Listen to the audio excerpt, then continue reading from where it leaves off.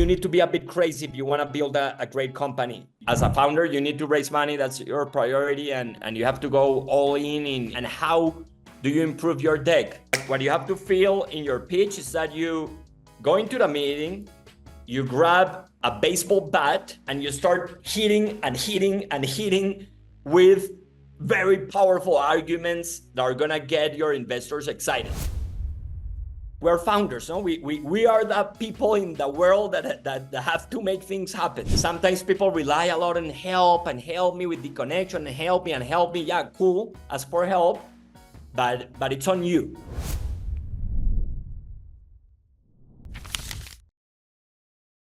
This episode is brought to you by Scala, a company that offers complete human resources teams starting at $4.99 per month, which will help you with your day-to-day operations so you can focus on growing your business. Contact Scala today and start saving. Hello all, welcome back to another episode of Fundraising School. I'm Andres Bilbao, and today I'm thrilled to bring to you my co-founder, wonderful friend, and one of the best fundraisers I've ever met, CEO of Rappi, Simón Borrero. In this episode, Simón is going to take us through his journey and how we went from a very small company to building one of the most ambitious startups in the region. Rappi is a multi-vertical on-demand marketplace that has transformed the region with access to a suite of products. At Rappi, we've done everything from restaurants to supermarkets to a bank, and we can now boast actually providing the most convenient experience in the world with products such as Turbo that brings groceries to your home within 10 minutes, and Turbo Restaurants, where you can have your favorite dishes at home in around 10 minutes. We'll talk about how Rappi got into Y Combinator, the early days with relentless fundraising, the ups and downs, the tribulations, and all the challenges that we ran into. And finally, something that I want you all to pay attention is to Simón's mindset. He has a tremendously strong mindset, a can-do, will-do mindset that I would argue is the main reason for Rappi's success. And we can all learn from that and continue being inspired by Simón's view of the world and how he relentlessly goes after the objectives that he sets for himself. Welcome, everyone. We're super excited to be here today in another session of the Fundraising School. This time around with Simón Borrero, which is a very good friend and an amazing entrepreneur. And Andres and I are thrilled to have him spend 45 minutes with us and share all his tactics in terms of fundraising. For those of you who are not from Latin America, because mainly everyone else would know him, Simón is the CEO and co-founder of Rappi. Rappi is a multi-vertical on-demand marketplace that offers customers on-demand access to day-to-day products and services. Rappi, in addition, has become like a cornerstone of the Latin America ecosystem, with the highest number of startups founded by former employees of Rappi. So basically in the US, we had things like the PayPal Mafia. In Latin America, we have the Rappi Mafia. Simón is also the founder of Imaginamos, a software development company, and co-founder of Grability, which was one of the companies that was a precursor to Rappi.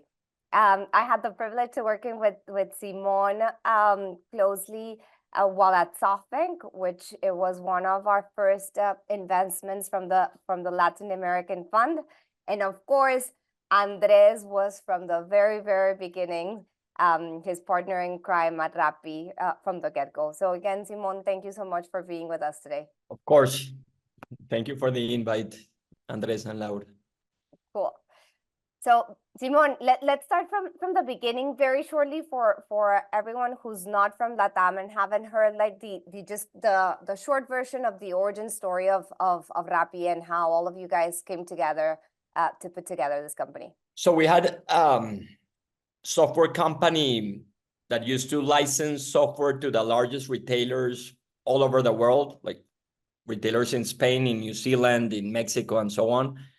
And we were a bit of more of B2C founders and working with these super large, boring, slow retailers was getting annoying. So we thought, what if we do everything ourselves, not only that shopping app experience, but also logistics, customer service, everything. And that's how we started Rappi as a, let's say, as a pilot. So yeah, Rappi started as let's say as an Instacart back in the day, and then we started adding other verticals. We started without restaurants. Now restaurants is 60% of our business. So a lot of the stories about not like a magnificent vision from founders, but more listening to users, being humble enough to iterate super fast to make users happy. That's a bit of our story. And Simón, so you guys started back in 2015. So in addition, like the fundraising ecosystem in Latin America was almost non-existent, right? Yeah. What was like what was the first approach, and with what vision did you guys start to have the conversations of, okay, for this type of company, we actually do need to fundraise, we actually do need to be VC backed, and how did you go from there? Yeah, we actually didn't. Rappi started with something around $120,000 from friends and family, and then 2 months later we asked them for another 120, and 2 months later for another 120, until they told us, guys, there's no more money. And our story like would have been very different without Y Combinator. We were like running out of mentors and investors in Colombia and Mexico at the time, and thankfully we got accepted to YC, and that changed our story. And so you consider that first initial, like, quote unquote, like institutional investor that believed in your guys' story? Y Combinator, was that like the first investor that you like officially pitched, right? Well, we used to pitch our like this friends and family, like friends of friends, and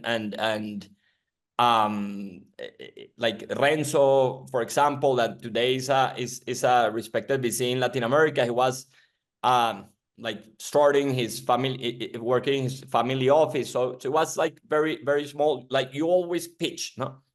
But we had zero experience pitching VCs. The I'm gonna give first, some context there, Sim. So I think that straight up question: if you were to score yourself 1 to 10, how would you score yourself as a fundraiser when you started fundraising and talking to VCs? well, zero.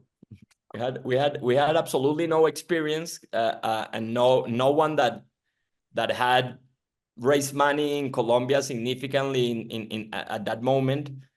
So yeah, zero. Awesome. That's I just wanted to give people that context, because I always tell people that I told this one story when we started practicing a pitch, and everyone looked to one another and said, fuck, we're gonna go bankrupt, because the pitch was so bad at the beginning, and it just got better, and then we ended up raising a ton of money. But I wanted to give you guys that background. That's my contribution for today. So keep going, Laura. No, come on, Andres. You have to be part of the story. You are part of the Rappi story and the fundraising story. Okay, so we are at YC. You guys got accepted, which was incredible. Was it the first or second Latin American company that got into YC? One of the first, One but of the first for ones. sure not the first. Platzi was way before us. But yeah, one of the first. And then YC finishes with YC demo day, right? Like how did that experience go about? Who was in the stage presenting? I love to see always like that picture of the three of you in YC newsletters. Now one of the most valuable companies in YC, but at that moment just starting from nothing. Yeah, it was so in YC you start pitching way before demo day, because it's good to get a bit of traction from early investors, and also to kind of validate your aspiring valuation. But so that gave us a bit of experience. And then the demo day pitch is a 3-minute pitch that you practice for 100+ hours. the great thing about YZ is that it's working with entrepreneurs, no? So they give you very hard feedback with and you start to understand how they think. So it was a lot of iteration. Like our deck for the seed round had about 35-40 versions, and each version was maybe 10 hours of work. And I remember the faces of our teammates when we pushed for a version number 36, and everyone was like hating it. But like that's something that well, as a founder, you need to raise money. That's your priority, and you have to go all in every single sentence, and how do you improve your deck? Understanding, like looking at the reaction of the people you're talking to in every slide, no? That's super important, huh? You have to be pitching, but you have to be learning at the same time, and some things grab their attention, others not so much, others maybe if you put it in a different order. So you always have to be like trying to learn after every pitch, and then going back to the team and redesigning the whole deck and all of that. The same with the 3-minute pitch. I remember making recordings of myself with this very lousy English that I have, and it was painful. But then again and again, tens and tens of recordings. And it was super successful. We had more people interested in our, like the YC demo days, like 400 investors with a Tinder type of app. Like I like or I don't, no? And they tell you in YC, if you get 20 likes, you did it super well. If you get 40 likes, you kill it. If you get 60 likes, you're like in the 1%. We got 160 likes. So the effort and the work paid off, of course, plus the size of the opportunity. But yeah, you have to practice your tone of voice, excitement, when to be a bit more like slow and enter into details, when to be super high level. That's just by having tens and tens of conversations. I need to interrupt here because there is something that Simón is kind of like brushing over it, but I want to make it a little bit more tactical. There's this thing that I don't know if you still call it that thing, but there's this document called frasecitas, right? And frasecitas are kind of like the mini sentences that make your eyes sparkle whenever you're pitching. So I want you to recognize and realize that Simón is all about excitement and emotion all throughout the pitch. And systematically testing to make sure that you're systematically excited. So I hope that all of you guys get and gals get an experience of Simón pitching you. Like you come in, he has all these sentences that are super tested with a whole bunch of people. It's like product market fit with sentences, and then you leave and you're like, "What the fuck just happened?" And you're like super excited about the opportunity, but it's very tactical and very intentional. That's a good point. And to your point, Andres, we were very disciplined in writing them down, no? Like saying something this way versus saying it this other way, and you tested with someone and you had a good reaction. So you like literally write down that frase and you planned throughout your deck, because of course you do not write down that sentence in the deck, no? The deck is more a presentation deck. So you plan throughout the deck when to like throw your punch. Like one of the best advices we got from the YC experience was a very early investor. I forgetting his name, but this guy was the head of Apple Music that started being a VC. And this guy told us, guys, the pitch is like what you have to feel in your pitch is that you go into the meeting, you grab a baseball bat, and you start hitting and hitting and hitting with very powerful arguments that are gonna get your investors excited, no? Like what's the worst possible way of pitching? That and this was also useful even before YZ. We had a bit of intuition with this, no? Like you go to the YC interview is a very stressful moment. It's only 10, you have to fly to San Francisco 8 hours for a 10-minute interview, no?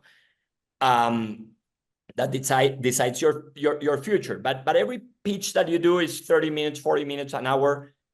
And the worst way of pitching is going to this meeting, feeling a bit anxious and nervous about what am I going to get asked, and feeling that they are going to be like attacking me with questions.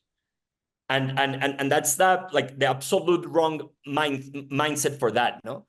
The opposite is you understanding that you have 10, 3 minutes, 10 minutes, 40 minutes, whatever it is, to convince these people that this is the most amazing opportunity they've seen.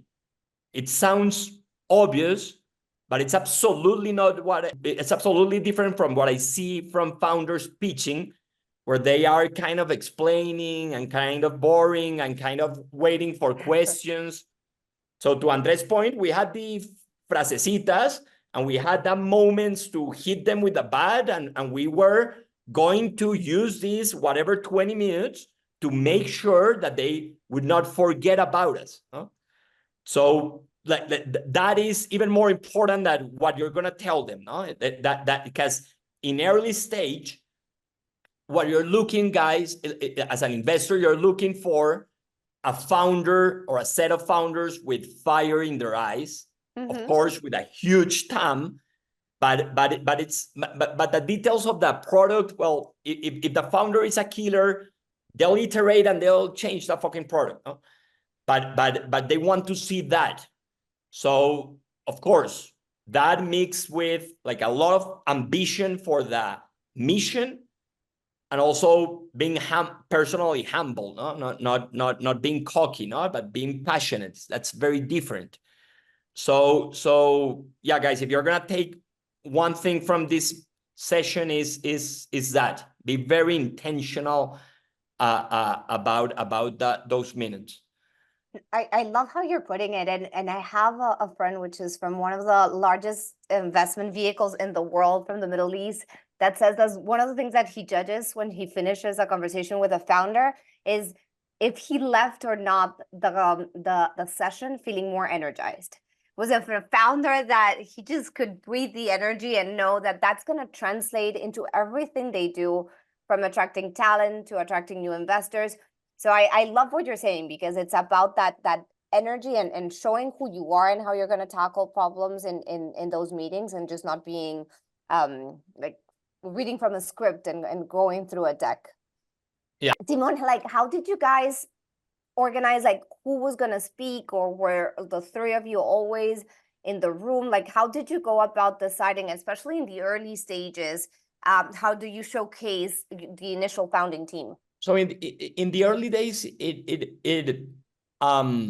maybe it was a lot more myself, both because of my personality and because of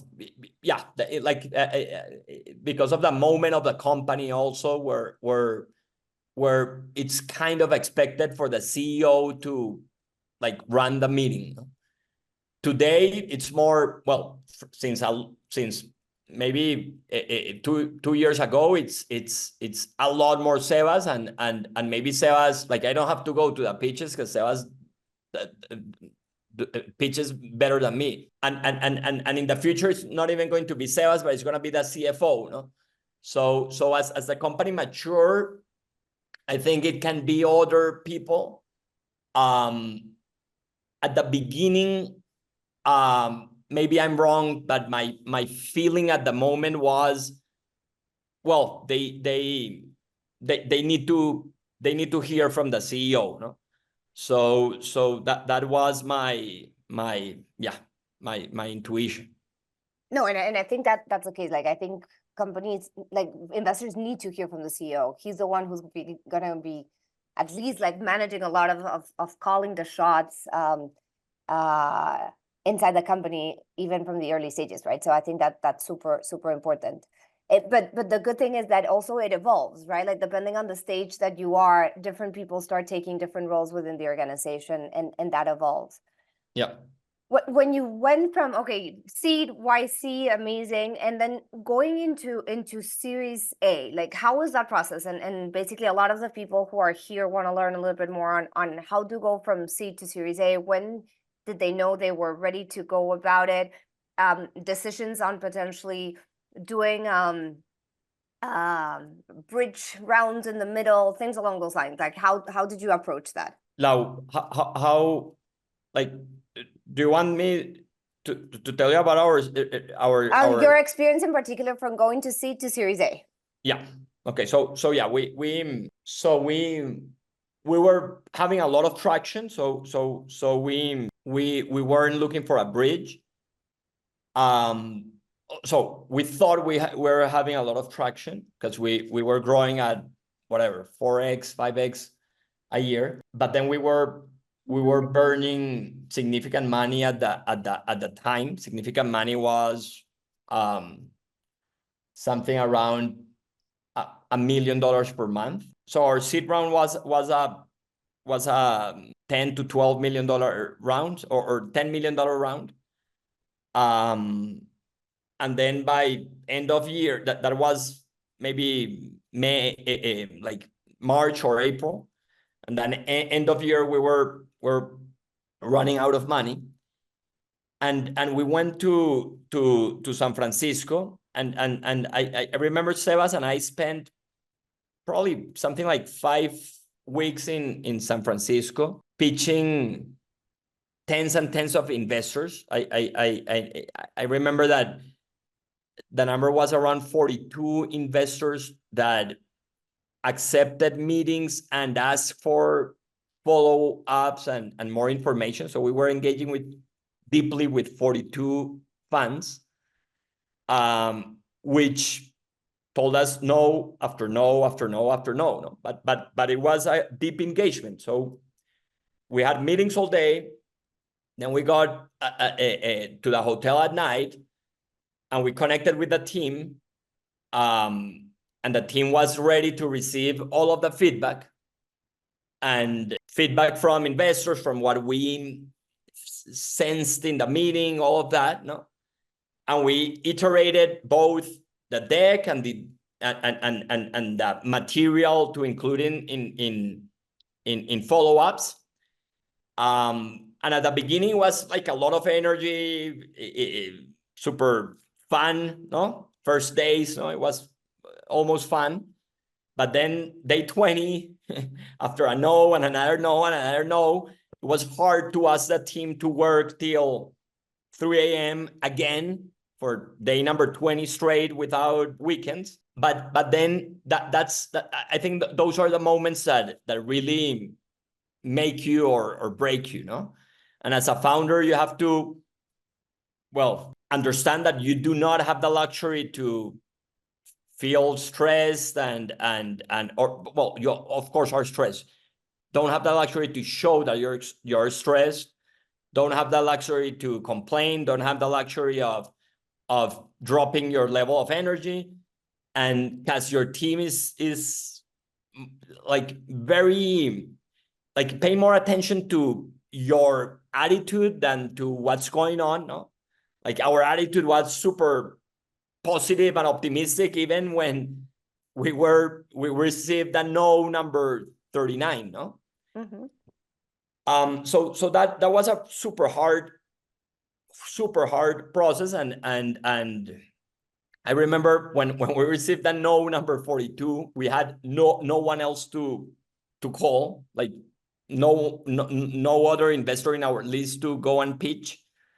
and that was a hard night. No, we were working with a team till whatever 1 a.m. We went to eat something with Sebas, and the only thing open in San Francisco that was like a Burger King with that with like well, only like 5 homeless guys and Sebas and me, and we were saying like, shit, what are we doing with our life here?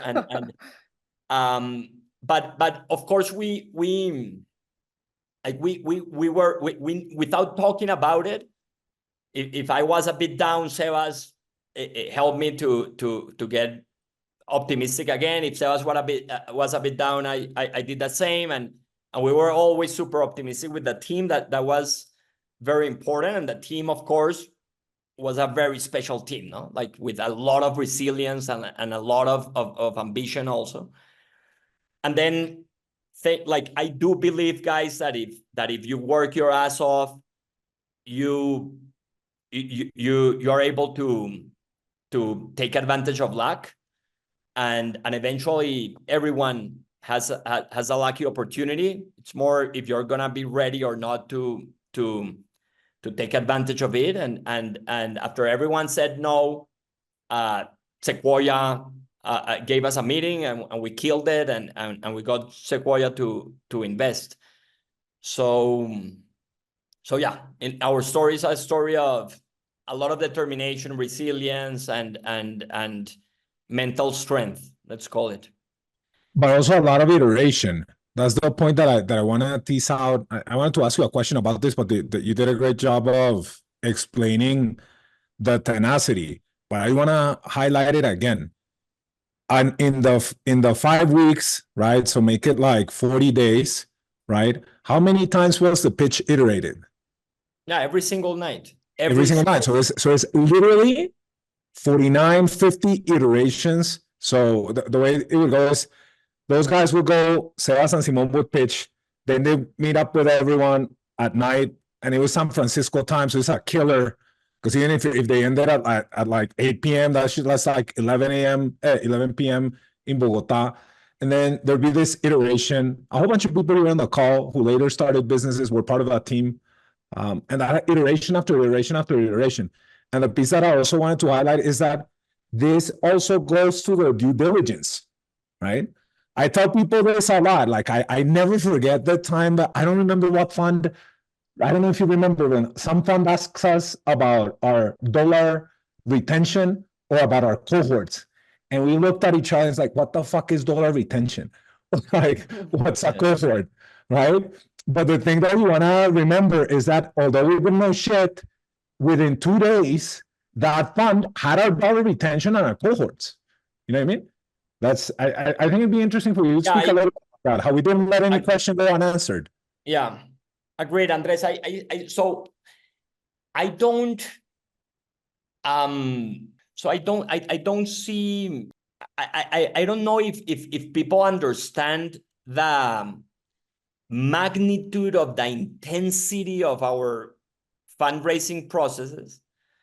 Because it's hard to understand, but it was let's say the psychological aspect of it, the crazy number of hours and iterations that we put to the pitch and the deck, but at the same time, the crazy work that was being done by the rest of the team that were not working on the deck to hit our results and make the product improve while we were also fundraising. Because you start talking to investors maybe a couple of months before, and you give them a projection, and that you better hit your numbers. No? So I remember, Andres, for you for a lot of rounds were with Felipe Villamarin. You guys were more in that front where, to be honest, for those 5 weeks, I was not managing the company, like at all. It was Felipe Villamarin and Andres and maybe a couple more, like running the business and killing it in the business, while we had Oscar and Fancho and other guys and Juaco that is here and a lot of other guys, like putting hundreds of hours in the deck and the fundraising material, no? And the data room, of course, and all of that. So it was, our mindset was more like, guys, the company disappears if we don't raise money. So we're gonna, like, this is a battle, no? And how are we going to organize to make sure that there's zero risk that we don't raise the money? And with all of that, we were very close of going broke and not raising the money a lot of times, no? Meaning this is very hard because that if you want to raise money from tier one investors, well, you have to be one of hundreds of companies that they see every week that they accept, no? Simón, I think and we have a lot of questions here in terms of the network, right? Like, of course, YC, I'm sure, opened a lot of doors in terms of introductions to investors, but how, for a lot of the people who are here, they should navigate building the right network or having those introductions to be able to do those initial pitches, like network to like introductions to VC, like what is the best way for them to navigate that? Yeah. So the best way is via these accelerators. So YZ, Rockstar, 500 startups, all of those that I fully recommend, all of them. The other one is via, of course, founders and other like founders that have already done or the same process. Of course, this type of things, no? And you, Laura, and especially you, Andres, have like guys like Andres are like super connectors. You should have close. So yeah, but that's, I think, kind of obvious and very tactical. But what I can tell you guys that maybe you're not gonna hear from everyone else is this is absolutely on you, and you have to create the opportunities. So if you like, for example, a short story from Y Combinator. We had a Y Combinator gives you like 20 minutes with very prestigious investors that supposedly are not going to invest in you that early, to start having conversations, no? So we had a conversation with Ben Horowitz from Andreessen Horowitz, and we had the conversation 20 minutes. I prepared that fucking 20 minutes for hours and hours. We go to the meeting, Felipe and I at the moment, go to the meeting with Ben. Ben says hello. We say hello. He asks, where are you from? We answer Colombia. And he says, oh, I love Narcos. And it was like, okay, cool. And then he starts talking about Narcos. 5 minutes, 7 minutes, 10 minutes, 15 minutes out of our 20 minutes. And then after 15 minutes, he say, oh, shit, okay, no, let's talk about your company. What's the name of the company? Oh, Rappi. Okay, tell me about Rappi. And we had fucking 4 minutes, and then someone knocked in the door, no? So Ben was, okay, thank you, guys. Goodbye, ciao, no?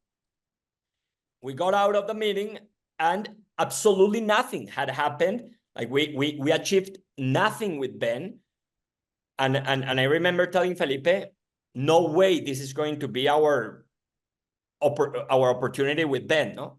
So I went back, I looked at his schedule that was in the door, and he had 15 minutes for lunch.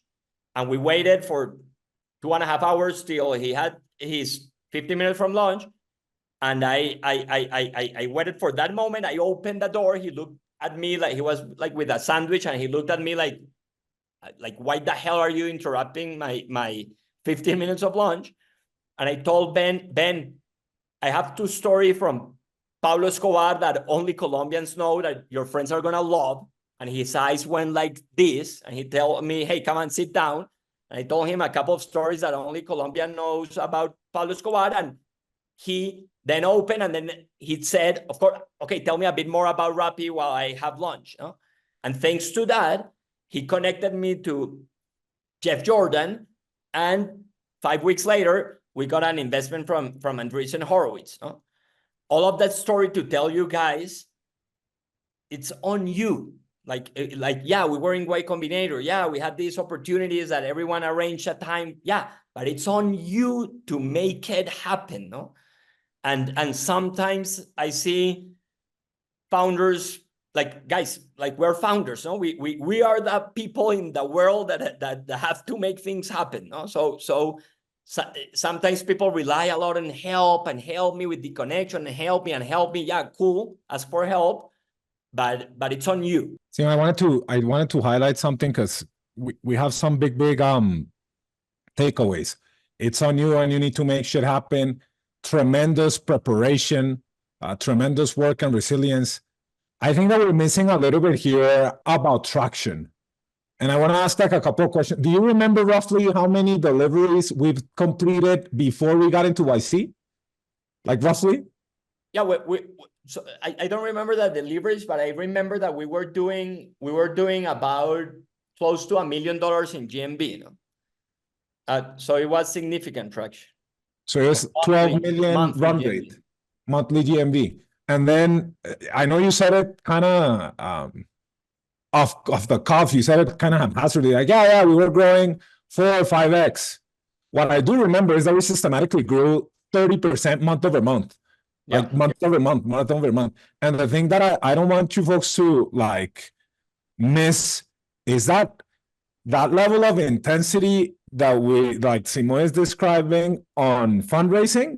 I rarely see it. I rarely see it, but that's like a level of intensity to raise from Sequoia and the likes. That is coupled with like freakishly great traction. Totally. So don't lie yourself into believing that if I now go crazy and iterate my pitch 50 times and I don't have traction, I'm gonna like achieve much. You have to make both happen, right? And Rappi had in the earlier days crazy good traction. And that's why I want to highlight it. $1 million GMV before getting into YC. It's like crazy, right? And Simon, I wanted to talk a little bit about how the process changed, or how did you prepare a little bit differently, or what you do when it came to due diligence? Like people start asking questions. How do you think about due diligence? So to your point, Andres, like the way we approached due diligence was, and fundraising as a whole was, there's no way these guys can ignore us if we keep growing at this rate. So for us, and trying to, so yes, a lot of work, hard work, intensity, preparation, all of that. But then the real, but that's like internal, no? But what the investors should see?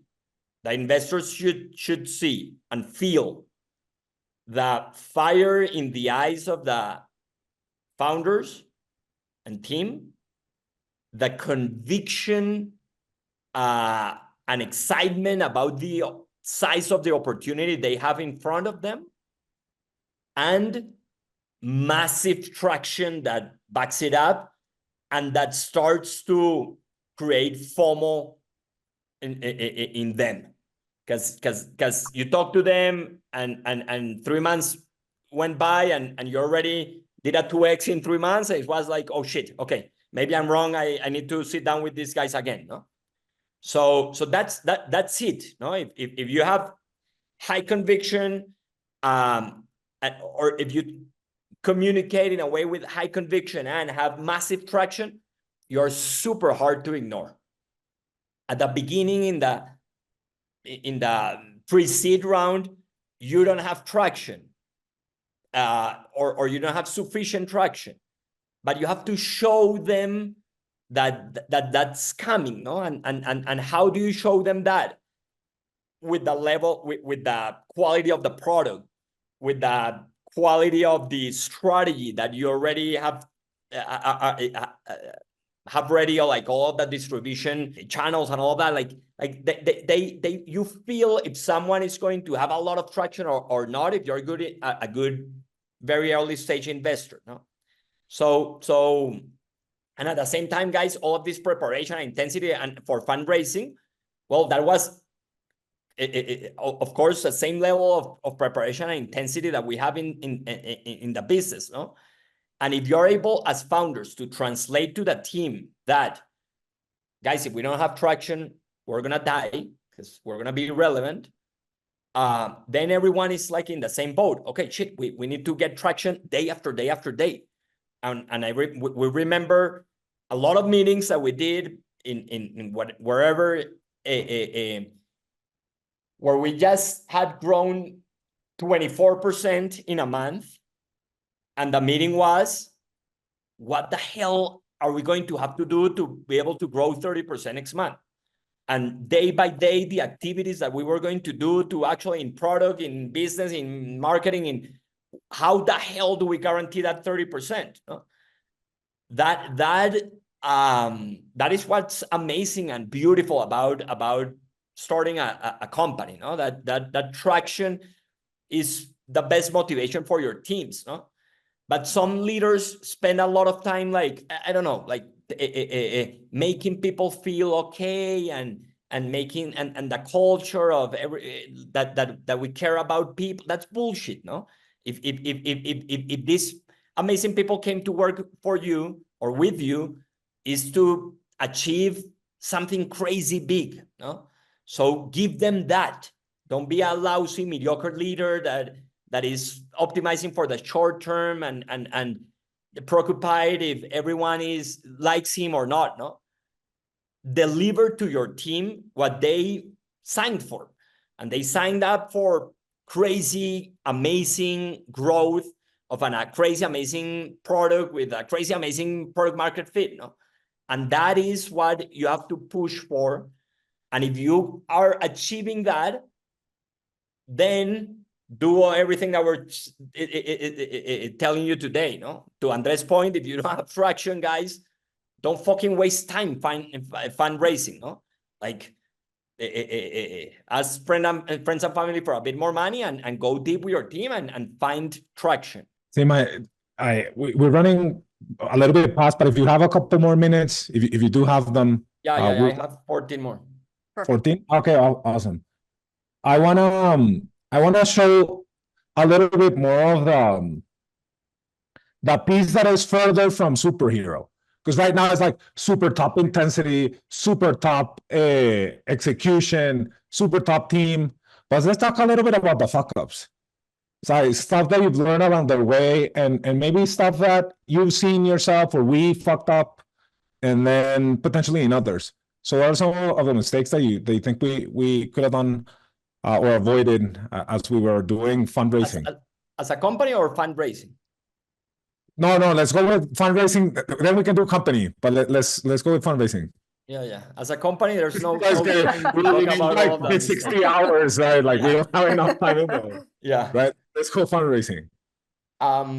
So guys, about fundraising, so I truly don't see it as fuck ups because we had so little experience, information, mentors for this that like it was a learning process, and we had to go through all of those things too. So in terms of fundraising, I truly think that you have to like be like out there, put yourself in a position where you get a lot of feedback and you get a lot of no's, and that's super tough. So getting mentally prepared to go for a lot of no's. Then maybe we were like, we've always been like truly very optimistic. So what we presented to investors sometimes was extra aggressive in terms of projections. Not because we wanted to sell something that wasn't going to happen, but sometimes, well, shit happens and so on. So sometimes, like if I could go back, I would be a bit more cautious because we used to fundraise and then we opened that past deck. The next time we were going to go to fundraise and review the deck of the last fundraising, we're like, oh shit, we're a bit below what we promised. No, we used to promise 7x and we achieved 5.5x. No, so it wasn't that bad.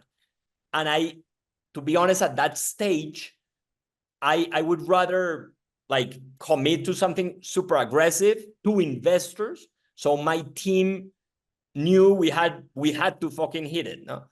Because sometimes you push as a founder for crazy goals and your people start saying, yeah, but why? No, why is Simon pushing for 10x if we can do 3? No, guys, this is already promised to investors, and that was my way.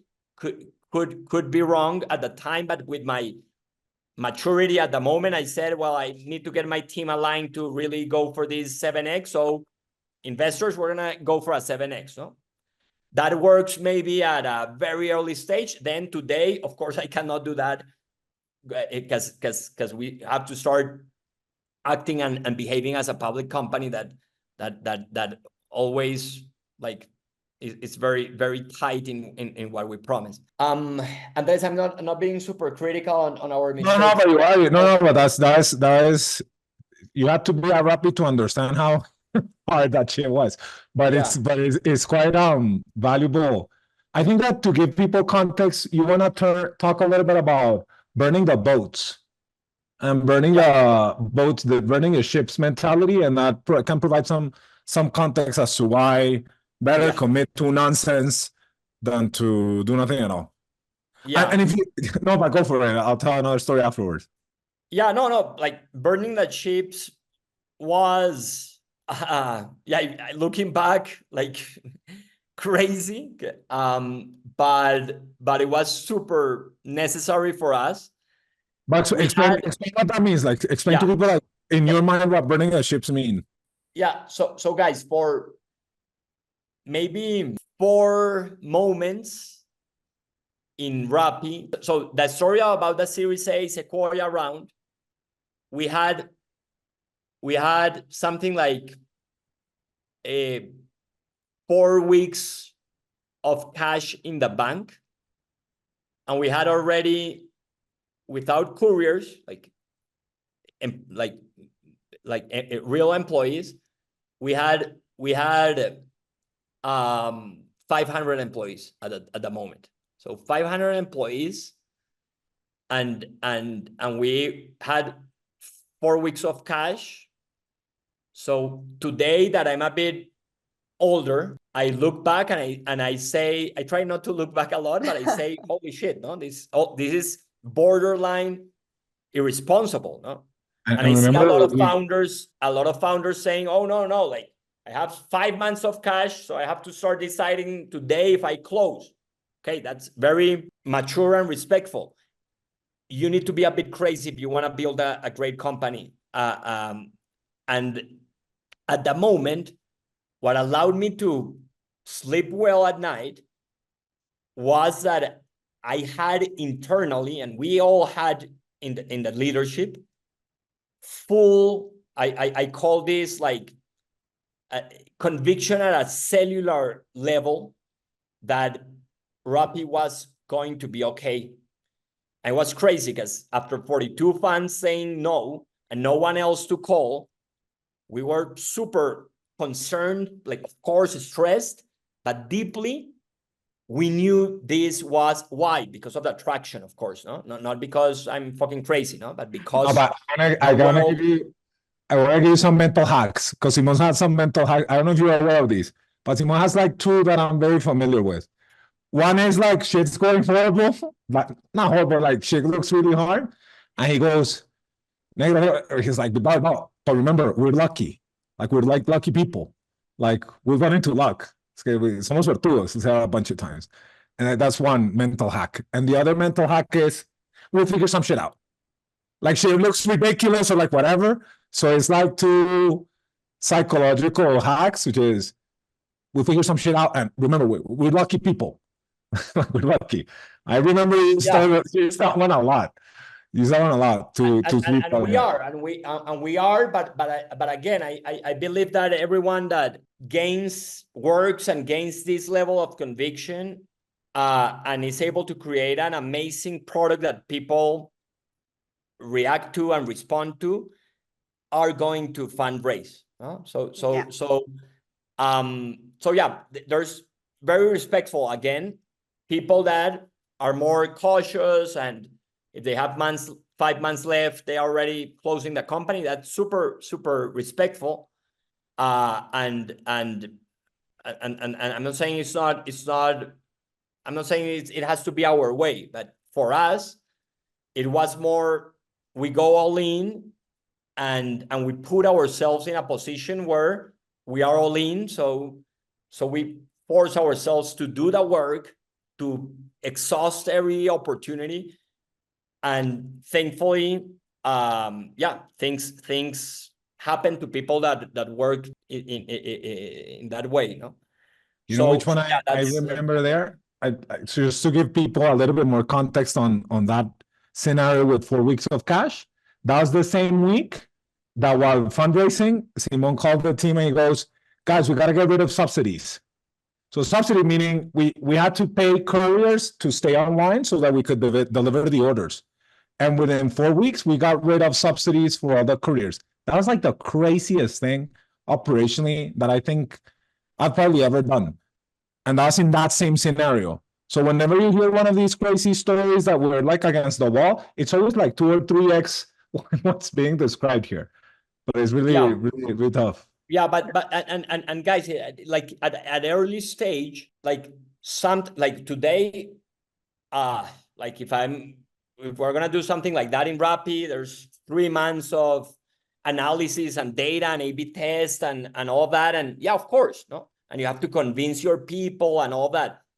But the beauty of putting yourself in a